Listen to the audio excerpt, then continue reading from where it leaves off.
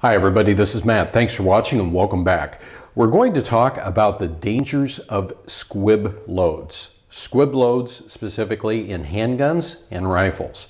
Now, I'm not talking about some kind of a mysterious little critter out there.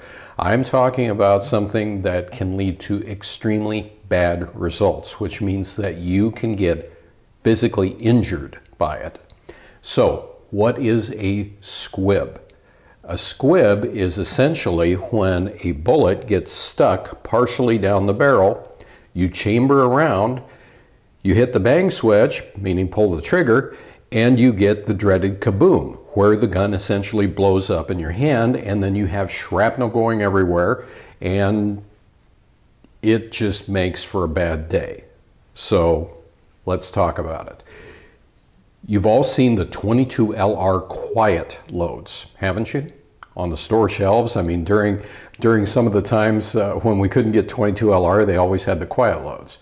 Well, what's a quiet load in 22 LR? It's basically the primer, which is on the inside of that rim fire, on the inside of the rim of that cartridge, no powder, and then that 40 grain bullet. There's just enough energy there for it to go ahead, ignite, and pressurize and send that bullet down range at a subsonic velocity, which makes it quiet. Now that's okay for rim fire, but something like this, no. It would equal a very bad day. Now, squib loads tend to happen more often with reloaded ammunition than with factory ammunition, but it can happen with both.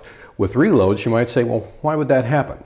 Sometimes because of moisture that is in, your powder, and couple that with a little bit of static, maybe it just didn't put powder into that cartridge.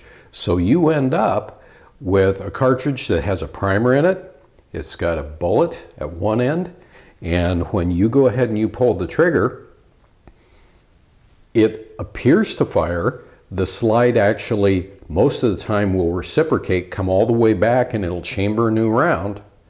The next time that you pull that trigger, that's when you get the kaboom. And that's when very bad things happen. Now, it can happen with this, with a handgun. It can also happen with this, an AR. Now, if you look at videos that are on the web, you will see examples of squibs happening with ARs where the AR just completely blows apart. You can see it happen with other ones as well. Other high-powered rifles where the barrel actually splits. And believe me, folks, you never want to A, have that happen to you, or B, be anywhere in the vicinity of having all that shrapnel going around. But squib loads happen with these just like they do with handguns. How can you avoid them? Well, essentially vigilance. It's knowing your firearm. And a lot of people might say, well, how is it that it can happen if you're paying attention? Well, guess what? If you have a modern sporting rifle like an AR, chances are you're not just sitting there going plink, plink, plink, plink, plink. You're not doing that. You're more rapid fire going, plink, plink, plink, plink, plink, plink, plink. And what else is going on? You have hearing protection. And at a lot of ranges, a lot of you I know have the habit, just like I do, of doubling up on hearing protection. So you've got hearing protection here inside of your ear canals, and you're wearing a set of cans on top of your head, which is lowering the noise. So a lot of times you're not really going to catch it unless you really A, know your gun, and B, you can pick up on the subtle nuances of when something isn't quite right. Because one thing that will happen with a squib is it will feel just a tad bit different. You won't get the full amount of recoil. It will feel a little bit on the light side of things. That's about your only clue.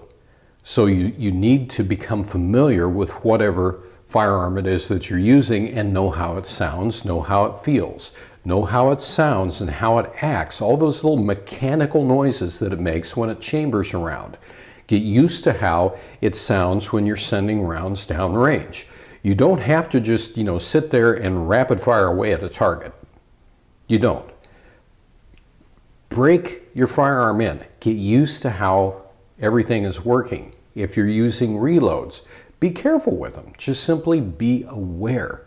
Awareness is key to safety. It's just like when you're on the range and you've got a lot of other people around.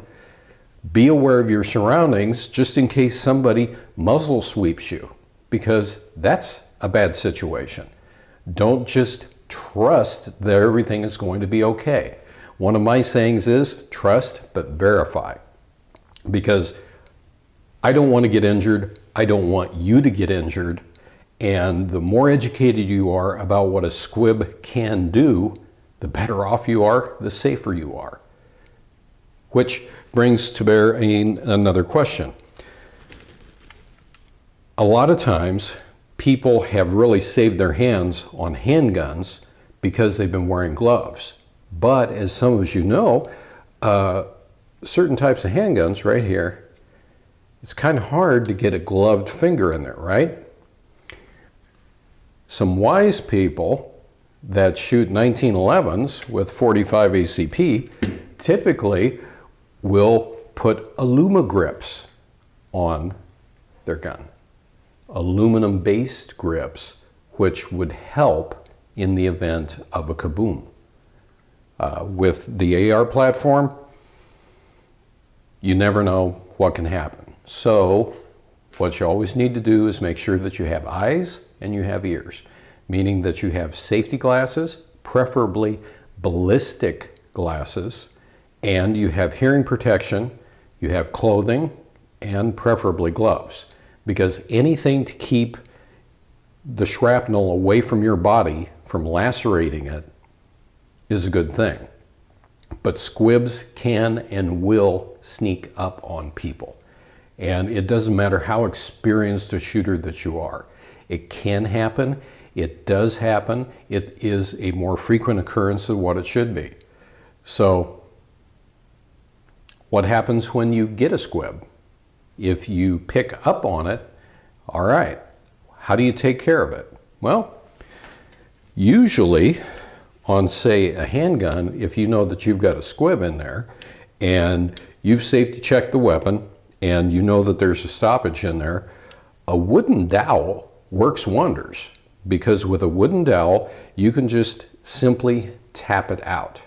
And then I would do a really thorough inspection of that barrel, meaning that I would get out my calipers and go all the way down the length of the barrel and make sure that I didn't have any swelling. I would look for cracks, and I'd also take a bore light and I'd look down on the inside. Same thing's true of a rifle. When in doubt, change it out, is one of my sayings. Buying a barrel, if you've had a squib, is a lot cheaper than taking a risk of losing an eye, losing a finger, permanently damaging your hands. So squib loads can sneak up on anybody, regardless of their experience level. And it's just something to be aware of. So I hope that this helps. I hope it educates you a little bit about what a squib is and what it can do. If you do a web search, you're going to be able to find kabooms. You can actually Google kaboom and you're going to see what happens. So stay safe out there, folks. And until next time, hey, everybody, thanks for watching. Have a good one and be safe out there.